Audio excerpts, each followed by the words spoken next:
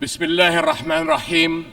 Mr. President, Secretary General, Excellencies, when human catastrophes seem beyond description, we turn to the appalling statistics. This year around the world, more than 345 million people face food insecurity, daily hunger, or starvation. Among the most vulnerable are 108 million refugees, people who have been forcibly displaced from their homes and ways of life. And 40% of these refugees are children, the most defenseless of all. Yet these numbers cannot really convey the tragedy or the failure. Refugees are our brothers, our sisters. They look to our countries to help end the crises that have driven them from home. Refugees are mothers, fathers, grandparents who have made perilous journeys to save their families. They are young people with big dreams and little children who deserve the chance to dream big. They depend on the international community for their survival, and multiple UN agencies provide vital services to help meet the need. But in recent months, one by one, these agencies have been delivering difficult news. A severe shortfall in international funds has forced them to cut support. Is this what we've come to? Is the international community going to watch as refugee families find themselves forced to send their children to work instead of school? In Jordan, where refugees make up over 1/3 of our 11 million population, cuts have already thrown the lives of hundreds of thousands of refugees into uncertainty. The impact of such humanitarian shortfalls is never limited to a country or a region. Fear and want bring on sharp increases in the number of refugees fleeing to Europe and beyond, on journeys that too often end in tragedy. My friends, Jordanians are serious about our duty to those in need. We have done everything we can to secure a dignified life for refugees. Nearly half of the almost 1.4 million Syrians we host are under 18 years of age. For many of them, Jordan is the only place they have ever known. Over 230,000 Syrian children have been born in Jordan since 2011. We are sharing precious resources to help them meet basic needs: food, energy, and especially water. We are among the water-poorest countries in the world, even as our water supplies face extraordinary demand. And we face these pressures just when another crisis has hit our region: climate change, with its destructive heat waves, drought, and flooding. And to meet the refugee burden, we have been carefully managing to combine our limited resources with essential support from the international community. Because the responsibility to act falls on everybody's shoulders. Because the world cannot afford to walk away and leave a lost generation behind. But today, Jordan's capacity to deliver necessary services to refugees has surpassed our limits. Syrian refugees' future is in their country, not in host countries. But until they are able to return, we must all do right by them. And the fact is, refugees are far from returning. On the contrary, more Syrians are likely to leave their country as the crisis persists. And Jordan will not have the ability nor the resources to host and care for more. We must find a political solution consistent with UN Security Council Resolution 2254, the step-for-step approach that offers a path forward, proposed by Jordan as the basis for engagement with the Syrian government and coordinated with the UN. This approach sets a roadmap to incrementally resolve the crisis and deal with all its consequences.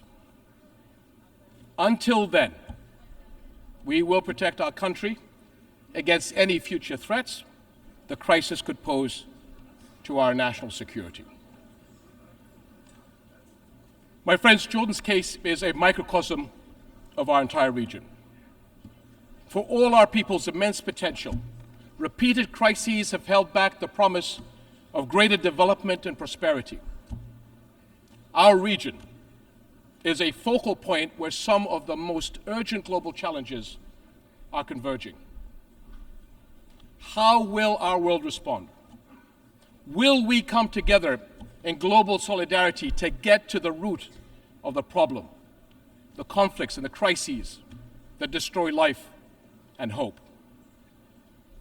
Will we work as one to rebuild the lost trust in international action and help those in want?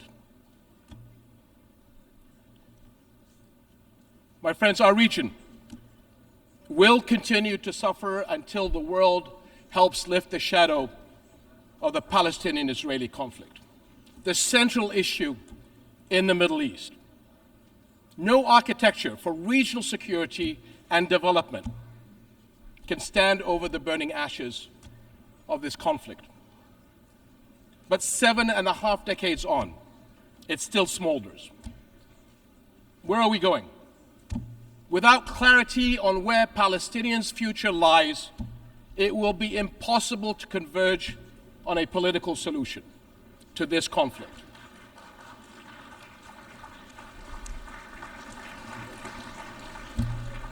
Five million Palestinians live under occupation. No civil rights, no freedoms of mobility, no say in their lives. Yet every UN resolution since the beginning of this conflict recognizes the equal rights of the Palestinian people to a future of peace, dignity, and hope.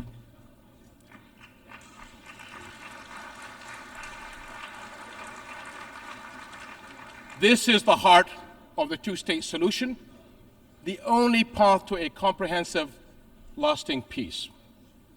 We can see the Israeli people actively defending and engaging in the expression of their national identity. Yet the Palestinian people are deprived of that same right to express and fulfill their own national identity. The basic requirement for that right is the establishment of their own independent and viable state on the June 4th, 1967 lines, with East Jerusalem as its capital, living alongside Israel in peace, security, and prosperity. And delaying justice and peace has brought endless cycles of violence. 2023 has been the deadliest for the Palestinian people in the past 15 years. How can people trust in global justice while settlement building, land confiscations, and home demolitions continue? Where is the global solidarity to make UN resolutions believable by people in need of our help? Jerusalem is a flashpoint for global concern. Under the Hashemite custodianship of Islamic and Christian holy sites, Jordan remains committed to safeguarding the city's identity. But preserving Jerusalem as the city of faith and peace for Islam, Christianity, and Judaism is a responsibility that we all share. And we must not abandon Palestinian refugees to the forces of despair. Sustainable funding is urgently needed by UNRWA, the UN agency that provides vital relief, education, and health services to millions of Palestinian refugees. And this is essential to protect families, keep communities stable, and prepare young people for productive lives. We must protect young Palestinians from extremists who prey on their frustrations and hopelessness by making sure they continue to learn at the schools under the blue flag of the United Nations, as the alternative will be the black flags of terror, hate, and extremism. My friends, we come together here as partners to deal with our challenges and shape a better future. We speak here for our people. We speak for families and the younger generations. We speak for victims of conflict, displacement, hunger, climate disasters, and more. They are not mere statistics. They are our fellow human beings sharing our world. Only by restoring trust, only by acting in solidarity, will we create the future all our peoples desire and deserve. We cannot allow for a lost generation on our watch.